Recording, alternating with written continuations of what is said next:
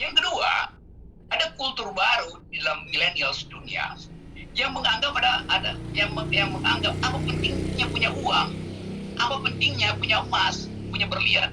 Kau udah baca perkembangan itu di dunia sekarang, nggak ada orang lagi yang beli berlian. Berlian yang tadinya simbol kekayaan, nggak ada yang mau beli. Anak milenial tuh nggak peduli dengan berlian, dia nggak peduli dengan emas, dia nggak butuh perhiasan. Dia butuh pergi pada wilayah di mana ada kemanusiaan yang tergores. Karena itu ideologi milenial dunia adalah humanism. Anak-anak orang kaya di Eropa dan Amerika nggak pernah masuk mall buat beli baju Victoria's Secret, Ferragamo. Mereka sekarang tukar-tukaran baju. Anak New York itu baca temennya yang ada di Mesir, lalu tukar-tukaran baju. Jadi pasti industri manufaktur akan berhenti.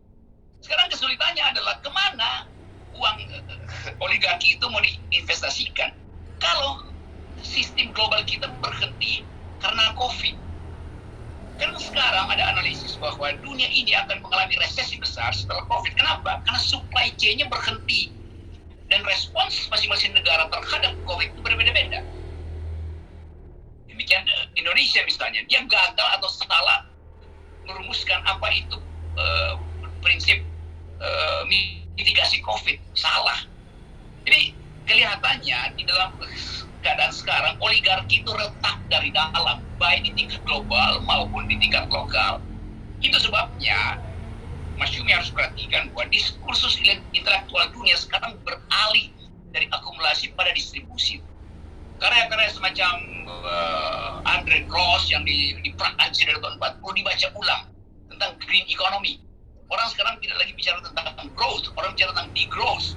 Orang tidak bicara tentang akumulasi, orang bicara tentang lingkungan hidup. Karena itu kalau kita balik lagi bahwa dalam pengertian Lenin, imperialism is the highest stage of capitalism, itu nggak berlaku sekarang. Karena apa yang mau diimperialiskan? Kalau yang mau dicari itu adalah emas, berlian segala macam, orang nggak peduli lagi. Batu bara juga begitu. Dalam 5 tahun ke depan udah nggak ada nilainya. Karena perubahan ideologi dunia tuh. Orang tidak lagi melihat siapa presiden Amerika, siapa presiden Prancis segala macam. Orang lihat apakah presiden Amerika, presiden Inggris itu speak environmental ethics. Orang lebih kenal Greta Thunberg, anak SMA yang bisa mengumpulkan 240 juta orang untuk melakukan climate strike. Dia bertemu dengan puluhan kepala negara. Anak muda dunia itu melihat ke situ. Dia nggak lihat lagi apa fungsi oligarki itu. Jadi dari dalam oligarki akan pecah karena tuntutan-tuntutan keadilan itu langsung diselenggarakan tadi oleh fasilitas yang Ubed sebutkan, digital public sphere. Jadi tukar tambah pengetahuan juga berlangsung di situ. Ini yang membuat oligarki Indonesia itu kerepotan. Dia nggak tahu apa yang akan dia hasilkan nanti itu.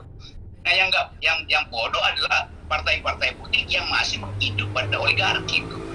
Jadi sebetulnya dengan gampang kita bilang bahwa Profesor Stiglitz yang berupaya untuk menerangkan ulang apa sebetulnya dasar dari analisis ekonomi, orang semacam Amartya Sen. Jadi seluruh pemenang Nobel dalam 20 tahun terakhir ini adalah mereka yang berupaya untuk mengingatkan kembali human solidarity.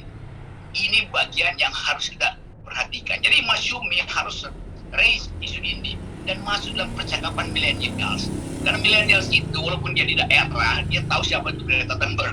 Dan kita mesti paham cara berpikir millennials. Mereka yang akan menghuni kotak-kotak suara di 2024 kalau jadi 2024. Saya telah berpikir oligarki selalu memanfaatkan formal kalender untuk beternak politisi.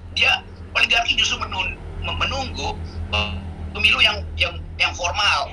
Ya karena itu di situ dia akan beternak politisi. Karena itu menghentikan oligarki artinya lakukan perubahan politik sebelum 2024. Itu idenya sebetulnya tuh. Itu bisa dihitung